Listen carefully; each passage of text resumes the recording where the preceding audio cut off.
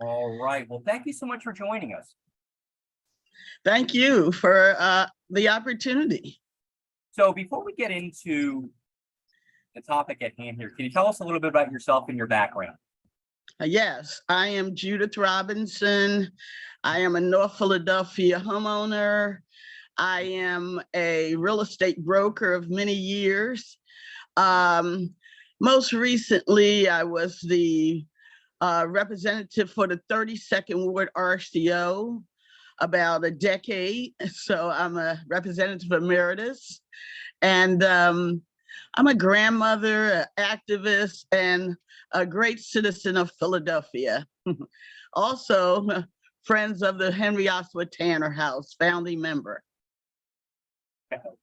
And so one of the issues we have that you're going to talk about is the 22nd Police District headquarters. So tell us a little bit about the issue and what the need is. Okay, well, I believe most of the citizens in the 22nd Police District would say we need some improvements to our 22nd Police District, which is located at 17th and Montgomery. I'm going to say it's probably over 50, well, for sure, over 50 years old. Although it's one of the newer buildings in our community, we all agree that there needs to be something done to upgrade that police station. However, because we never had a community meeting, we don't know if the best case would be for it to remain in its location at 17th and Montgomery, or would we propose for it to be relocated somewhere else? And where is the 22nd District? It's located at 17th and Montgomery Avenue. Okay. And so what is the usual procedure for when the city wants to build a new police station or any new building? What usually happens and what is that timeline like? Well, the process is usually for any planning or development to go through the registered community organization to present the development. So there's a process where it would go to license and inspection. It would be some kind of a refusal if it needed a variance to be built. Even if it's by right, there may be some notification for some aspect of the development where it would come through a notification process through the City of Philadelphia's Planning Commission and then through to the RCOs. This process came through the Philadelphia Historic Commission because it's being proposed to be on our Diamond Street Historic Corridor. And that triggers a meeting with the Historic Commission. When that happened in 2021, my neighbors, Temple students, people from far and wide apparently got on a call and stayed for about 6 hours. And the decision was not to accept a municipal building on a historic corridor. This past May, that decision was reversed. Very strange situation, but it was reversed. Diamond Street has been a historic corridor since 1986. So this is very strange that this happened. It was very unusual. The head of the commission was absent. So it was a little strange situation. So because it's being proposed on our historic corridor, and we would like to keep our historic corridor because there's so much history there, we have appealed that decision that was made May the 12th by the Historic Commission. Now, why was this overturned? Why did this come back? Do you have any idea? I really don't, except what was unusual this time is that the actual president of City Council, Darrell Clark, came to the meeting of the Historic Commission and made testimony. That was very strange. The head of the Historic Commission, who usually runs the meeting, Bob Thomas, was absent. And still, I have to go back and do a more research to even really see how each member voted. It was a very strange occurrence. So in your experiences as an RCO leader working in real estate, can you recall any situation like this? Absolutely not. A $32 million building is being proposed using taxpayers' dollars. This is the most unusual process I've ever seen for a public building. We have not had one documentable community meeting before the decision at the Historic Commission, except the one that we convened as a community. And we have not had one documentable meeting after that up until May 12th, when the decision was overturned. As a matter of fact, there was some whispering around the neighborhood, and I was so concerned back in February of this year that I reached out and sent an email to the Historic Commission asking, had there been any reappearance of this case? And at that time, they said absolutely not, that they had not heard anything from the city for the past 2 years. So I was really taken aback when about in April, I received an email from the same person at the Historic Commission telling me at that point, a new project has been presented and that it in fact was even larger than the last time. This time they wanted to add a Powell Center or some kind of quote community center to it. And we're very concerned about that. All right, I'd like to bring in Denise Clay Murray here on Philadelphia Home. Thank you so much for giving us some of your time, Ms. Robinson. We really appreciate it. Sure, anytime.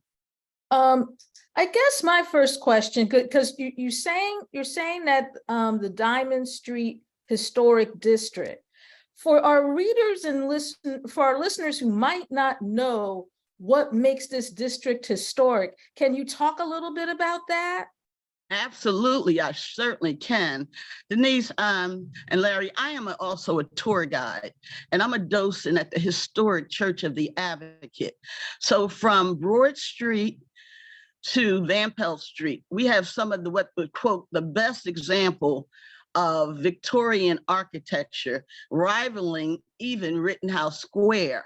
So from Broad Street, we have Frank Furness as an architect, the same architect that created our lovely Pennsylvania Academy of Fine Arts and other beautiful buildings throughout the city of Philadelphia.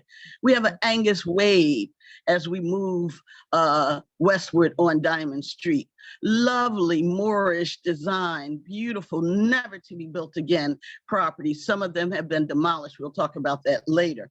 But we have such a great example. So many, Willis Hale, Macmillan, all of these builders and architects created what beauty and historic properties we have on Diamond Street. So back in 1986, a gentleman named Randall Bowen, who was an employee at the Historic Commission, thought these properties were so unique and that they must be designated and preserved. He designated Diamond Street as a historic district, a whole district, because it's just not Diamond Street. There's all these properties in this area where I live that are historic and never to be built again. You could tell by the elements of the materials that was used that they were built for upper income folk, but we also could show where the employees live. This neighborhood was one of the best examples of where such a mesh of humanity lived, when workers and managers and then even the owners of the business with their mansions all lived in the same vicinity.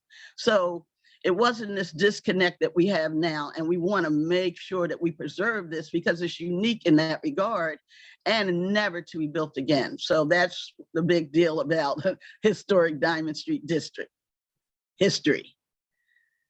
Okay, now you also mentioned that some of the buildings have been demolished. Usually to demolish a building in a historic district, you practically have to stand on your head and tap dance while standing on your head in order to do that. So how did these buildings get demolished? Well, I would refer you all, because I like to do documentation, to Rachel A. Hildebrand. She was a doctorate student in 2012, and she did a report. Her doctoral dissertation was called Demolition by Neglect, Where Are We Now? And Diamond Street got a whole chapter in her dissertation.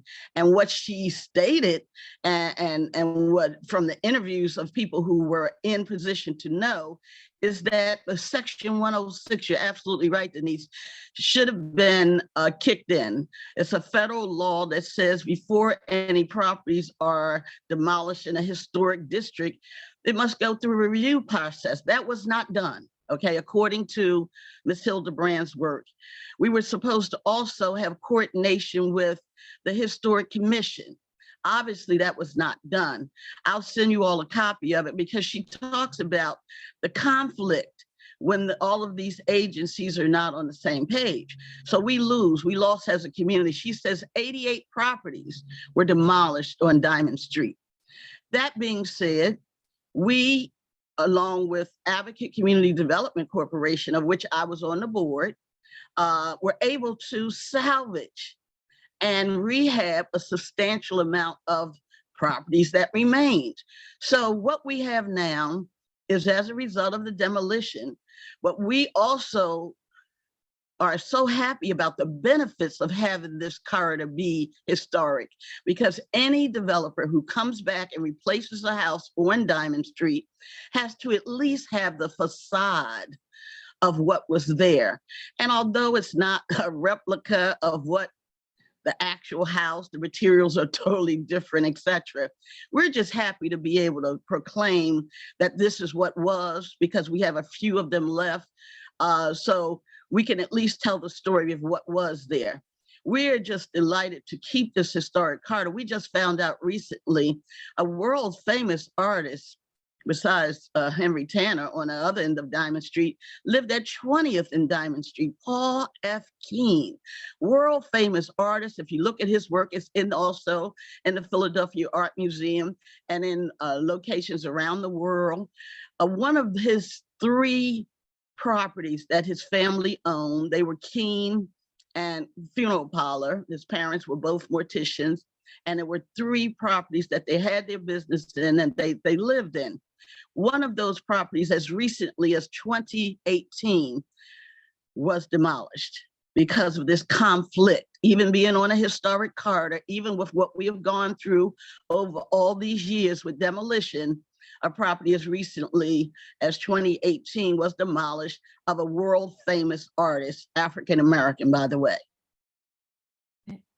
Now, the district that you live in, it's near Temple University, and over the years, there have been lots and lots of building projects that the neighborhood has not wanted, most notably the stadium that Temple wants to build for the football team. Now, last night I sat in on the 76th place meeting that they had, the community meeting. And, you know, folks are fighting against that. As someone who has kind of been in the trenches with, you know, people wanting to put sports entertainment related development that the community has made it obvious it does not want, what advice would you give the folks that are trying to keep 76th place from happening?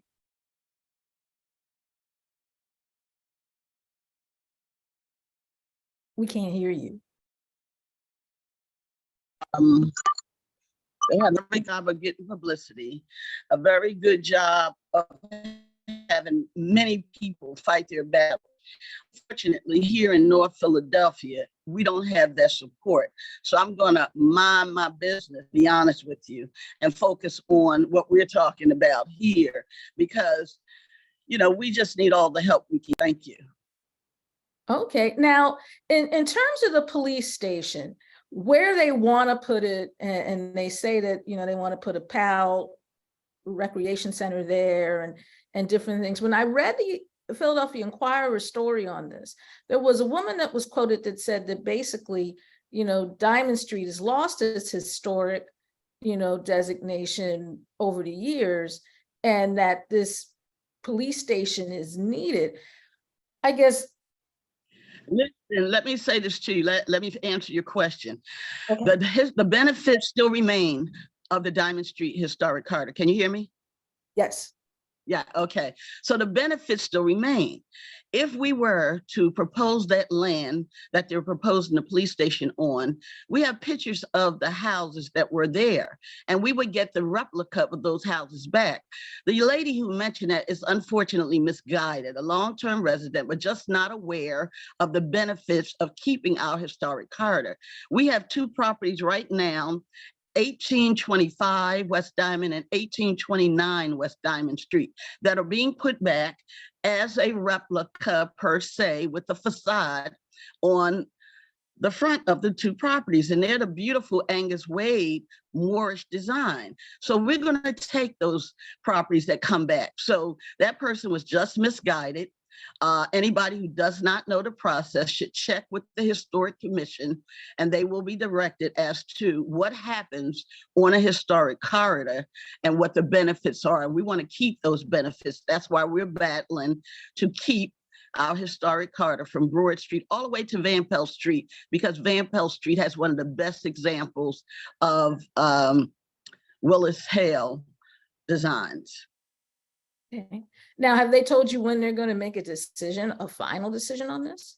Well, it's under appeal. And from what I understand, this very, I won't call it obscure, it's the Bureau of License and Inspection Review, Board of the License and Inspection Review. Very rare. When I went to appeal the process, they had to call in the supervisor, because probably doesn't happen very often. You got to think about this. Someone to go up against government, and that's what we're doing, is going up against government, people we put in office to represent us that are not listening to us.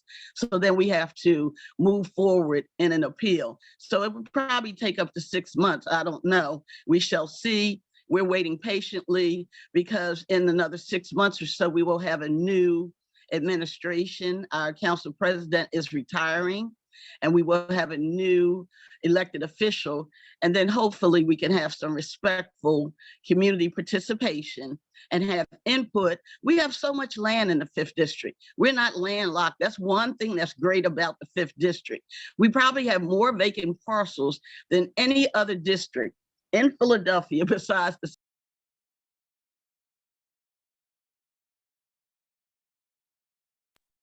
You cut out again there.